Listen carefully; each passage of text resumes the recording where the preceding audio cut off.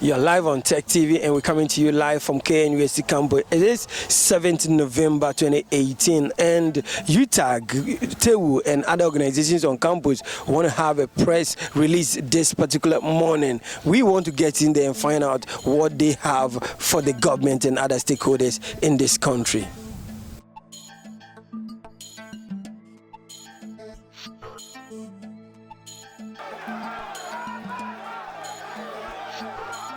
Ladies and gentlemen of the press, good morning all.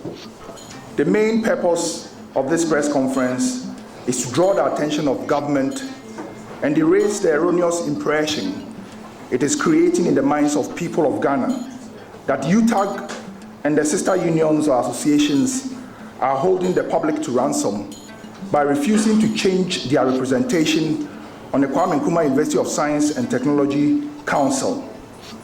It may interest you to know that the representatives of UTAG, TEWU, the Alumni and Convocation, both professorial and non-professorial, have been duly elected through a laid-down process to represent their respective constituencies on council for a defined term.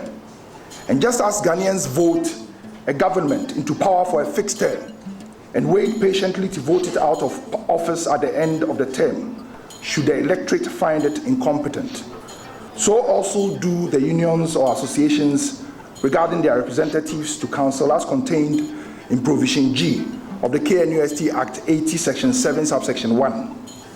It is patently clear that government has no business meddling in the representation of UTAG or any other union or association on the University Council.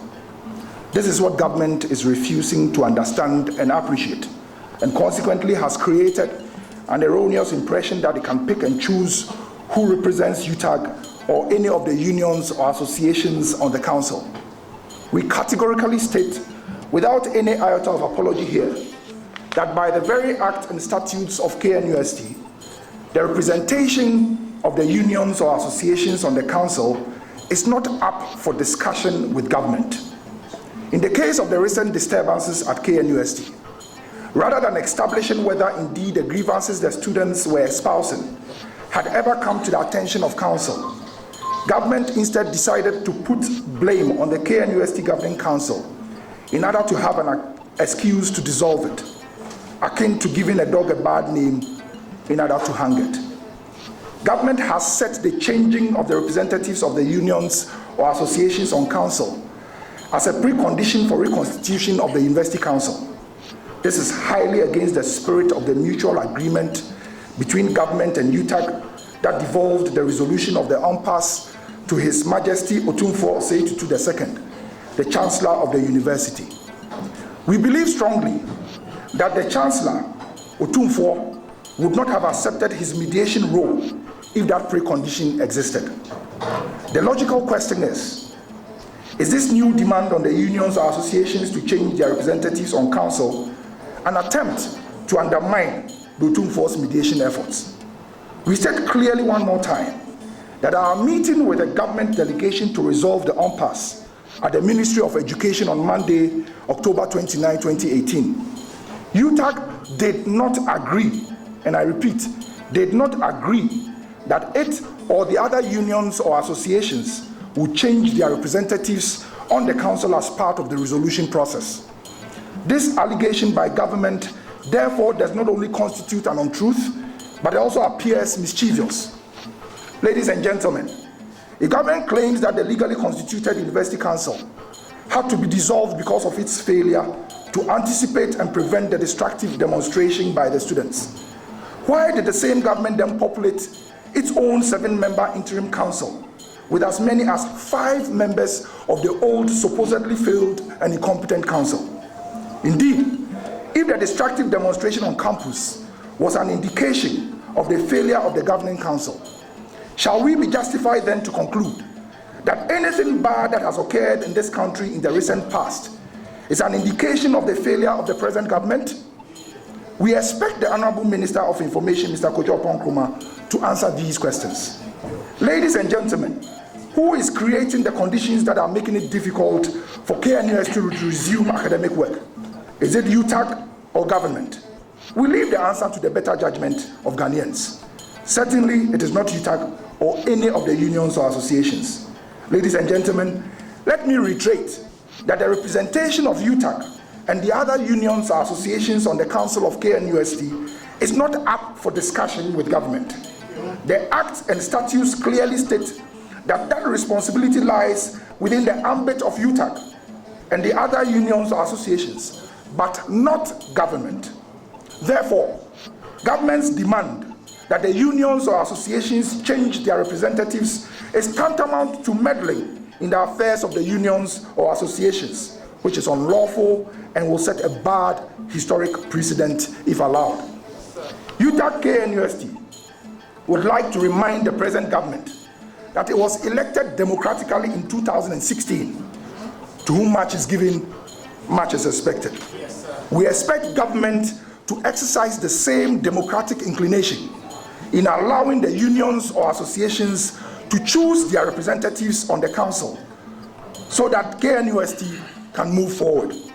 We wish to take this opportunity to assure the general public that UTAG and the other unions are ready to restore all withdrawn services as soon as the governing council is duly inaugurated.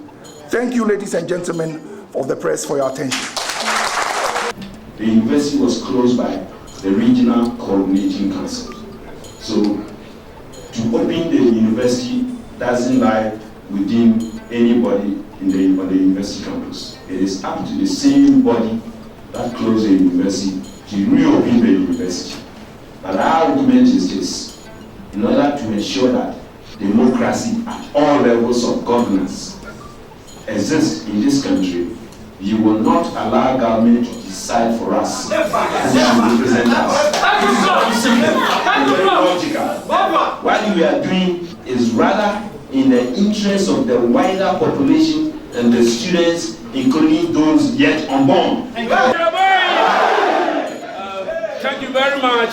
My name is Chancellor, Chairman of TEWU KNUST. UTAG has indicated in the press conference, our message is very clear. i.e., this is not about MPP, this is not about NDC. This is about national asset, higher institution of learning that every Ghanaian, when we have the opportunity, can pass through, and at the end of the day will come and serve the state. So we are protecting national asset. Again, we want to also indicate that since 1992, that the 1992 Constitution took the chancellorship from the head of state and vested it in the university to appoint its own chancellor. Kwame Nkrumah University of Science and Technology, in its own wisdom, appointed Asante. Now, in the governance of the university, we have the chancellor, we have the university council, then we have the university management. So whatever that the chancellor says is binding on the council and then the management. Monday 29th October, the chancellor met the entire university community. And at that meeting, the chancellor categorically stated clearly that he had meeting with the ministers of state from the presidency, and I remember that he made mention of Minister Yanka, who is in charge of tertiary education, and he told them that government does not have the power to dissolve the university council. Two, the government cannot also dictate for the individual constituencies to bring A or B. The individual constituencies will have to do it on their own volition. Three, the government did not appoint Professor Kwesi Obrindanso. As a result of that, the government has no hands in saying that Professor Kwesi Obrindanso should set aside and then hand over to the Pro-Vice Chancellor. Four, the government has the liberty, the government has the freedom to replace its own members on council. This is what the Otumfo Asante, the Chancellor of Kwame Nkrumah University of Science and Technology, said. And we thought that it has settled the matter. So Otumfo gave us up to Wednesday for the unions and then the government to submit its names, which the Alumni Global President said we have done that. Only to hear that Friday, government said it is not going to submit, and Minister Yanka had a meeting with us, all the unions, And we told him that for us to toe the line of the government will be an anathema to the running or governing of the university. Thank you. We will never and ever toe the line of the government. I think that what we have heard today on KNUST campus continuously express the will and determination of this enviable institution to protect our democratic rights as lecturers, as administrators, and as workers of our dear university. Today, we want to say clearly to government that so far as the representation of the highest body of our university is concerned, government should stay off choices the respective unions have made. Because it is simply the constitutional right of the respective unions. All we are saying, just as has been articulated by other speakers, is to protect our rights as bona fide members of this university. And therefore want to say emphatically that government needs to clearly respect that democratic right. The representation on the governing council of KNUST rests with the constituents that elected their representation. We have sent our list to government, and we pray that government respects that list and quickly reconstitute the KNUST Governing Council so that academic life will return to normalcy as soon as possible. Thank you very much. A situation where the students will be called to come to school when the council has not been inaugurated. The council ought to be inaugurated before the council will call the students back to school. And what UTAG is saying, that we are ready with our representation.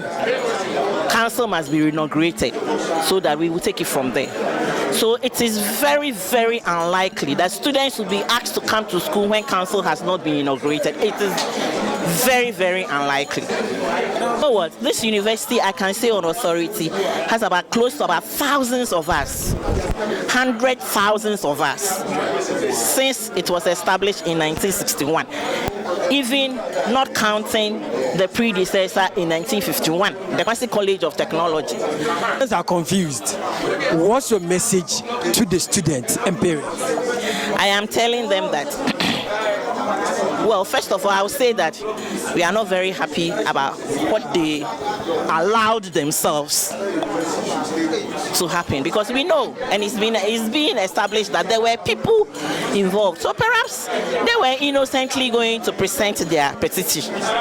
But then, obviously, the outcome that we all have seen is not something, and unfortunately, it has even projected us into the international, because the Prince of Wales was here. They are our brothers and sisters. They say they don't like the word children, but even me, I'm still my mother's child. They are students. We are training their minds, their hearts, and their hands, so that in future they can take over this nation and make it greater than what we have done.